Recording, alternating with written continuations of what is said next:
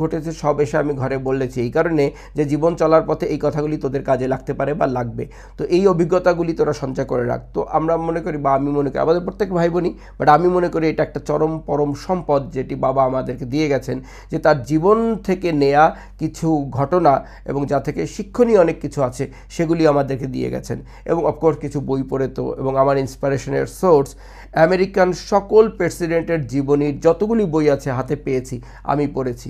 কারণ মানে পৃথিবীর সবচেয়ে টপ পজিশনে যে বসে থাকেন যে বান্দা বা যে লোক, তার জীবন পড়তে আমার ভাল লাগে। I feel inspired, I feel powerful, right? আমি এটা মনে করি। এছাড়া লি কুয়ান ইউ, সিঙ্গাপুরের যে ফাউন্ডিং ফাদার বলা যায়, যিনি 2015 সালে মারা গেলেন, লি কুয়ান ইউ আধুনিক সিঙ্গাপুরকে এখানে নিয়ে এসছেন। মাহাথির মোহাম্মদ, এরা আমার হিরো, এরা আমার hero. And at the same time আরও অনেক আমেরিকান যারা জিগলার আছেন, লেসলি ব্রাউন আছেন, তারপরে আরও অনেকেই আছেন যাদের কথাগুলি আমাকে ইন্সপায়ার করে। আব্রাহাম লিঙ্কনের জীবনী আমি বহু পড়েছি। আর আমার জীবনের সবচেয়ে প্রথম যে বইটি আমি পড়ে এগুলি শিখলাম, সেটি একজন শিক্ষকের, মোহাইমিনুল ওনার নাম ছিল। ওনার একটি বই আমি বাংলা বাজারে কুড়িয়ে পেয়েছিলাম, 20 টাকা দিয়ে কিনেছিলাম, রাইট? সো ওই বইটা আমাকে খুব উপকার করেছে। ওখানে তিনি মানে ছোট ছোট করে লিখেছেন যে 3টি জিনিস ওয়াপাস যায় না, ফিরে যায় না, যেমন বন্দুকের গুলি, মুখের কথা এবং জীবন আর ফিরে আসে না। এমন কিছু কথা ওখানে লেখা ছিল, এরকম মানে একদম সারবত্তা জীবনের কথাবার্তা।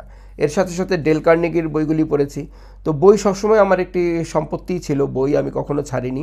তো যেটা আমি বলতে চাচ্ছি যে ইন্সপায়ারেশন বই থেকে নিয়েছি, শিক্ষক এবং যেখান থেকে পেয়েছি নিয়েছি, কিন্তু আমার আপনজন যাদের অ্যাকচুয়ালি মানে আমার অধিকার আছে এবং তাদেরও কিন্তু দায়িত্ব আছে যে আমাকে একটু ভালোভাবে কি বলবো, বাবা মা মারা যাওয়ার পরে দেখাশোনা করার, তারা সেটা করেননি।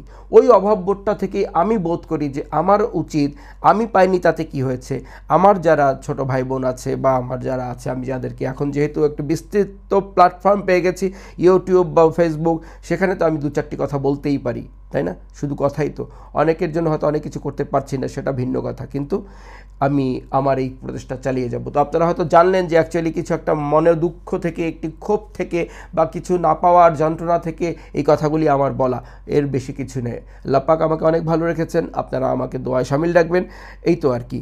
সো আপনার